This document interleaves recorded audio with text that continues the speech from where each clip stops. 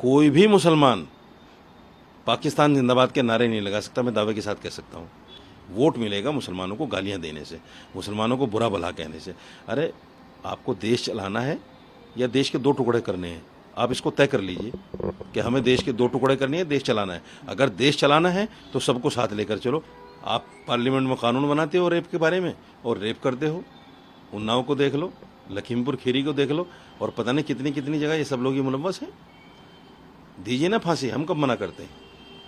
मुसलमान तो ये कहता है, देखिए मुसलमान जो है हिंदुस्तान में बाई चॉइस रहा है, अपनी चॉइस के साथ रहा है कि हमारे पास एक चॉइस थी, हम पाकिस्तान जा सकते थे, हम नहीं गए।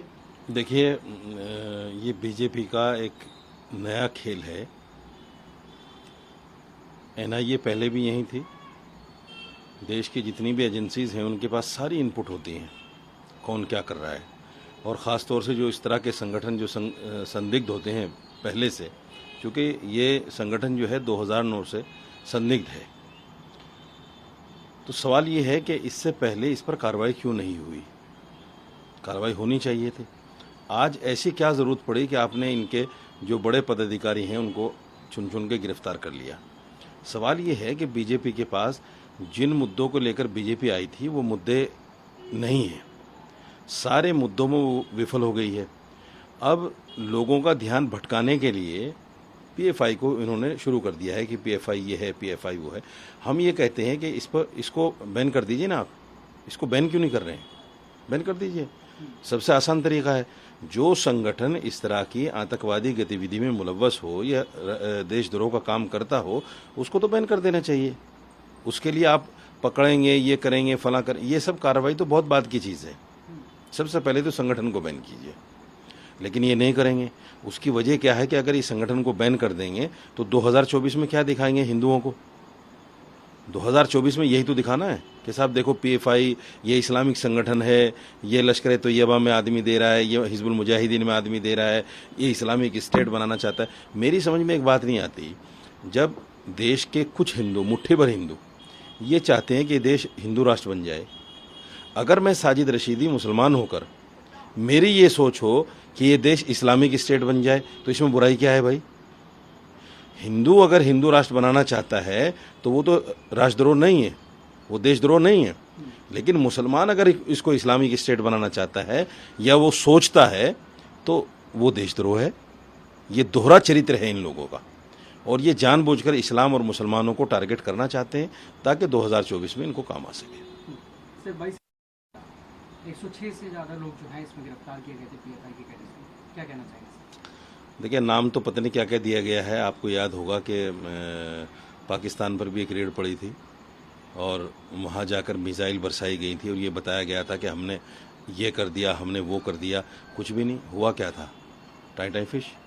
तो सवाल ये है कि ये चीज़ें करने से देश आगे नहीं बढ़ेगा।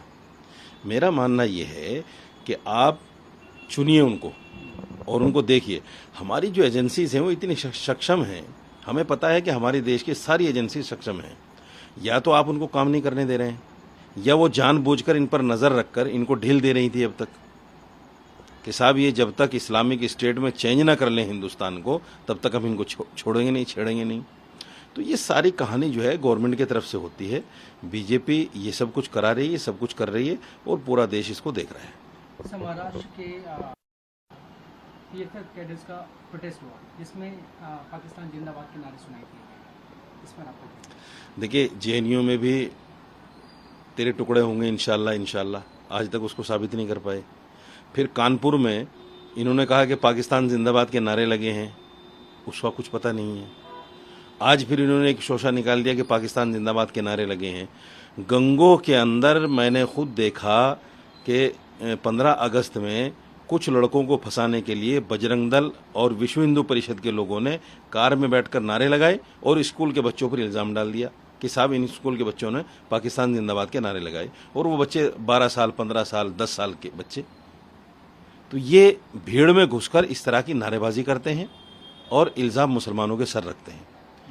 कोई भी मुसलमान पाकिस्तान जिंदाबाद के नारे नहीं लगा सकता, मैं दावे के साथ कह सकता हूँ। अगर ये पाकिस्तान जिंदाबाद के नारे लग रहे हैं तो वो लोग लगा रहे हैं। आप देखिए 2017 से लेकर अब तक करीब 50 लोग पकड़े गए हैं जो आईएसआई के संबंध में निकले हैं और वो सारे के सारे गैर मुस्लिम हैं।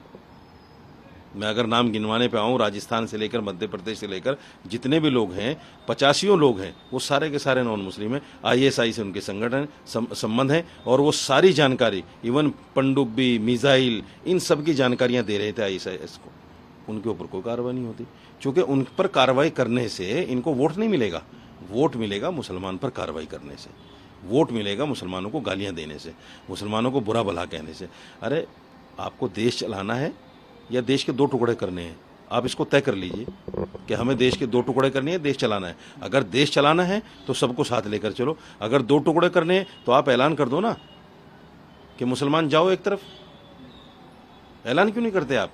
ये रोजाना के हिंदू मुस्लिम की नफरत के नारे और भड़काऊ बयान और इस तरह की बातें, ये सारी की सारी बीजेपी के लोग करते हैं। यतीमा नरसिम्हानंद आप देख लो, कितने उल्टे सीधे बकवास करता है मुसलमानों के खिलाफ, काट दो, मार दो, जला दो, ये कर दो, वो कर दो। कोई कार्रवाई नहीं है, सिर्फ मुसलमान है कार्रवाई के लिए, क्योंकि इनका वोट बैंक है मुसलमान। सब कि चुन चुन के मारेंगे जिन्हें नारे। चुन चुन के मारो, हम कब कहते हैं नहीं मारो? हम तो ये कहते हैं जो भी पाकिस्तान जिंदाबाद कहे उसको मारो नहीं, उसको सरेआम फांसी दो, उसको चौराहे पर खड़ा करके फांसी दो। सारे आप ही के लोग मिलेंगे, सब बीजेपी के लोग पकड़े जाएंगे। आप पार्लियामेंट में कानून बनाते हो रेप के बारे में और रेप करते हो। उन्नाव को देख लो, लखीमपुर खीरी को देख लो, और पता नहीं कितनी कितनी जगह ये सब लोग ये मुलव्वस हैं। दीजिए ना फांसी, हम कब मना करते हैं? मुसलमान तो ये कहता है, देखिए मुसलमान जो है हिंदुस्तान में बाई चॉइस रहा है, अपनी चॉइस के साथ रहा है। कि हमारे पास एक चॉइस थी, हम पाकिस्तान जा सकते थे, हम नहीं गए, हमने नहीं चुना मुसलमान देश को, क्योंकि हमें पता था कि मुसलमान के नाम पर जो देश बनेगा उसकी हालत वैसी होगी जैसे नेपाल की हालत है।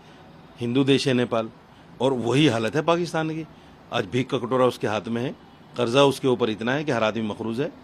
तो हम उस देश को नहीं चुनना चाहते थे, हमने हिंदुस्तान को चुना। और इसलिए चुना क्योंकि हमने अंग्रेजों से जो लड़ाई लड़ी है, 60,000 उलमाए कराम ने कुर्बानियां दी, मौलवियों ने, आलिमों ने, और फिर हमने इसको आज़ाद कराया। जिस घर को हमने रचाया बसाया, उसको परवान चढ़ाया, हम उसको छोड़कर कैसे जा सकते थे? वो तो जिन्ना बेवकूफ़ था जो मुट्ठी भर लोगों को लेके चला गया। आज हम उसकी सज़ा भुगत रहे हैं। आप आरएसएस जो है अखंड भारत का नारा देती है, मैं चैलेंज करता हूँ आरएसएस को, बनाए अखंड भारत, अफगानिस्तान तक, ईरान तक आता है, उसमें है हिम्मत? पाकिस्तान को ही लेके दिखा दो, बांग्लादेश को लेके दिखा दो। ये सब कहने की बातें हैं इनकी, करना वरना इनको कुछ नहीं है, सब वोट बैंक का मामला है, उसके अलावा कुछ भी नहीं है। सर इसी पे महाराष्ट्र, मगर छत्रपति शिवाजी के लैंड पर ये सब बर्दाश्त नहीं किया जाएगा। बेईमान आदमी इस तरह की बातें बोलें, जो कौम को, जिन्होंने उनको चुन के भेजा, उनको धोखा दे दें, ऐसे आदमी के मुंह से ऐसी बात अच्छी नहीं लगती। आप पहले अपने आप को तो देखिए, आपने राजनीति के अंदर इतना बड़ा षड्यंत्र किया है जिसको देश नहीं माफ कर सकता। वो लोग जिन्होंने आपको चुना है वो माफ नहीं कर सकते आपको। आपने इतना बड़ा धोखा दिया है उनको। आप करें यहाँ शिवाजी महाराज की धरती पर ऐसा नहीं होगा, वहाँ क्या क्या हो रहा है, क्या क्या नहीं हो रहा है, सबको पता है।